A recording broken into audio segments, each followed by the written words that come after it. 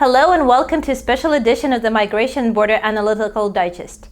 We provide a roundup of the latest news in the domain. In this episode, I'll discuss an important elephant in the room: Ukrainian posted workers in the EU.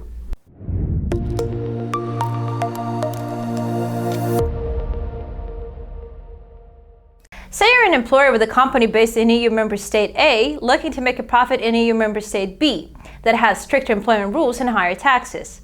Although deep inside you're a benevolent individual, you tend to succumb to predatory employment models, circumventing taxes and capitalizing on the cheap labor force.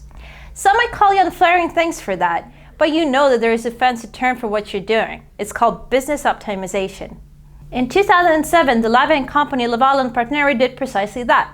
Using the 1996 Posted Workers Directive, it sent Latvian workers to renovate schools in Sweden on much worse labor conditions than the local ones, a phenomenon known as social dumping. When the company refused to sign a collective agreement protecting the workers, the case ended up in the Court of Justice, which had a hard time striking a balance between one of the EU's central pillars, the freedom of provision of services, and labor rights. Now the Ukrainian nationals had become part of the posted workers problem.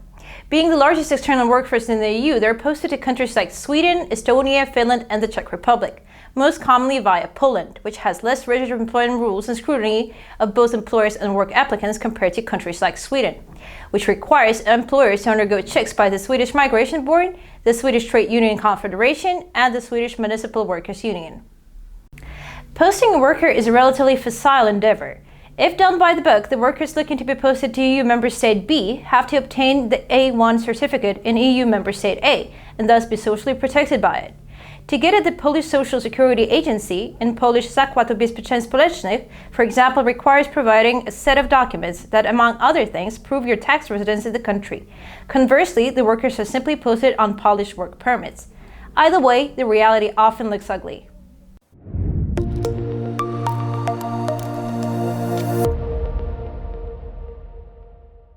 In May 2018, 17 Ukrainians were found working illegally at a rubber factory in the Swedish city of Värnamo. They had been recruited by a Polish firm and spent 2 years in Sweden before the authorities located them. Eventually, they were deported. Meanwhile, in Finland and Estonia, Ukrainian posted workers face a working precariat that's even more extreme than intra-European Union posted workers are usually exposed to. They are effectively deprived of access to social security, often do not receive wages, and lack occupational safety.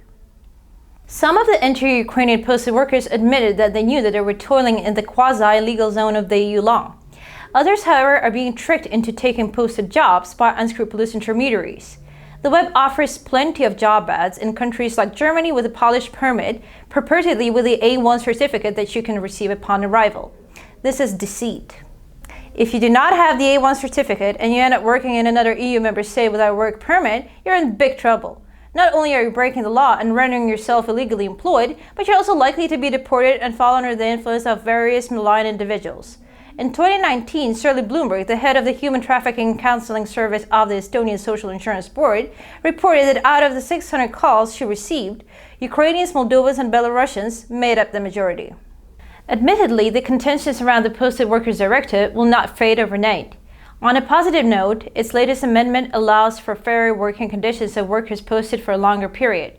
Yet it remains a dubious practice, which is just being revisited time and again.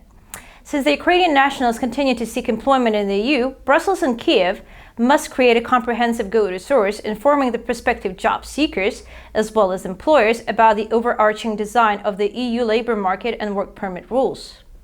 Besides, to discourage Ukrainian nationals from seeking employment in countries like Sweden, Germany, Finland, and the Czech Republic via Poland, it is important that EU member states relax their work permit rules for Ukrainian nationals. In this respect, the Czech Republic, which has a high reliance on the Ukrainian workforce, should arguably apply the most effort. Even though over the years the country simplified the work permit issuance to Ukrainian nationals, the process remains too cumbersome for the local business.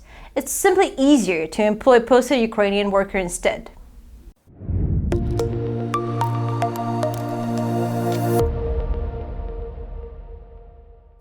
Thank you for watching. Stay in the loop and drop a comment below to let us know what you think.